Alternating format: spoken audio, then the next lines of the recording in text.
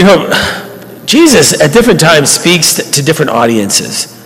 Today is a certain kind of audience that he speaks to, which I think those who sort of belong to the faith, like all of us, but has a very big caution about all of us, especially all of us who practice the faith, is that just this kind of thing of doing the things of the faith doesn't necessarily mean you know Jesus. It doesn't necessarily mean that you belong to the kingdom, that you're living out kind of the holy life.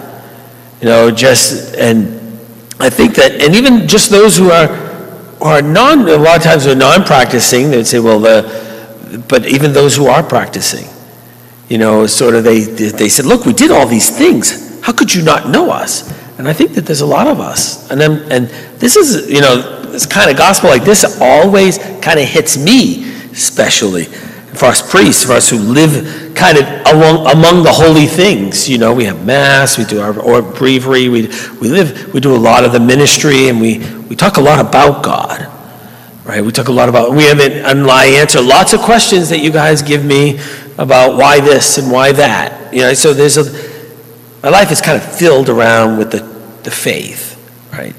But Jesus gives me a warning, and I hopefully gives all of us a warning, that it doesn't necessarily mean you know who Christ is. Because first and foremost, what he talks about is this is about a relationship with the Creator, a relationship with the divine, a relationship with God who is holy, and that it's not just about doing all of these things. You have to do them, there's no question about it. That doesn't downplay that. But he's going to be like, look, didn't we do all these things? And he's going to say, look, didn't we do what? We prophesied, we did those mighty works, we proclaimed and solemnly your word. And he's like, I don't know who you are. You don't even know who I am. You just did all those things.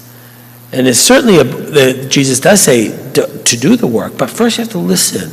We have to be a part of relationship with it. And I think this is the part, if I were to kind of say the part that maybe we lost in the generation that's lost, is that, especially for Catholics, kids and stuff like that, is that we did teach them all the stuffs of the faith.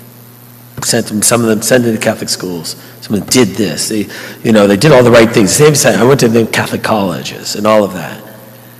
But they don't know who Christ is. They don't know what it means to be a man of faith or a woman of faith. They don't know how to be in relationship with God. That there's this time of prayer too. There's no question that, and I'm not that I pat myself on the back, but I could run a gosh darn good parish that's got all kinds of things happening and lose my soul, don't even know who Christ is. And I think that can be true for all of us. Sometimes you can really tell when adversity comes. That's where he talks about this, because that's the rains fell, the floods came, and the wind blew, collapsed the faith. And as we confront different kinds of things in our life, get terrible diagnoses, encounter people who challenge us, our house falls apart because it wasn't really built on rock. It wasn't built on the relationship. It wasn't built on Christ, who is the rock. It wasn't built on the sense of faith. And so though these things are not even seen as challenges to grow deeper, to grow even deeper in the faith, with the death of a parent, like my experience, or maybe the death of a sister, or the difficulty. What does faith have to answer that? And it's like, you know what? Faith has nothing to answer that. And the faith collapses. Rather than say, this is the invitation to an even deeper relationship with the God I once I knew. Now, and I've often said for myself is that these kinds of things that I experienced in my life, especially as a priest, call me to have an adult relationship with God that confronts a real world and doesn't pretend that it's something else. Some of you have a whole lot of conversation. It's like, what do you live in? It's like a fantasy religion or something, with pious platitudes that don't address the real hurt in the human heart, the sense of loneliness, the sense of real things that Christ, and even the struggle with, I have to believe in something I don't see. What does that mean? What does it mean to be faithful to Christ in that way and to hear his gospels? And it's amazing how for some of our young people, one challenge and the house collapse. Because there was nothing there in the first place on which to build. And I think that when I had an experience that I wrote down when I was reflecting on this during my holy hour, And I was thinking about my own parents, what was because my mother would have killed us if we hadn't gone to church. So that was clear. That was the rule. You live in this house, you go to Mass. That was the rule. And I know lots of people for whom that was the rule. That collapsed, by the way, for most young people. But that was the idea. It's like this house belongs to God.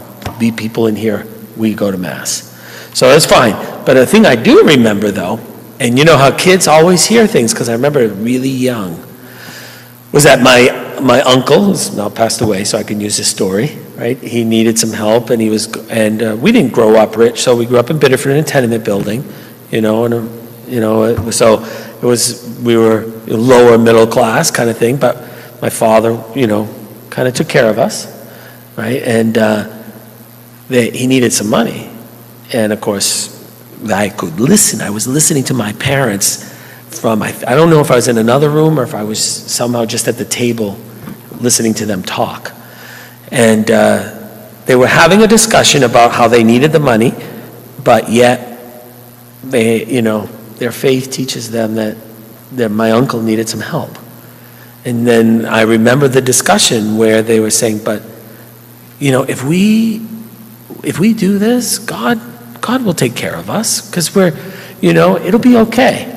I remember them having that discussion, debating do they give this that they need, and do they trust that if they do something charitable, that God will recognize that. So I remember that discussion they had with them, and then I also remember that the time when my mother she was good for saying to my father, see, I told you, right? Because then my father got a bonus, and it was like, and I remember having my mother. See, I told you, you don't need to worry. You do things with God, God will take care of you. That's where our faith is.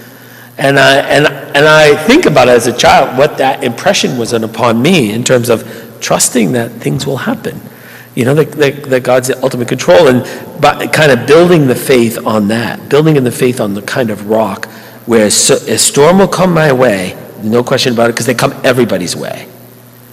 And that the faith is hopefully the rock on which you stand, is what you want to communicate, I think, ultimately to your children and grandchildren of faith, so that then they can see it actually happening. Because I think what we've been finding out is that when the storms do come, which they will, they always do, you watch good people of faith, at least, like crash and burn. Like, what happened? Where don't you know the Lord? Have you met him yet?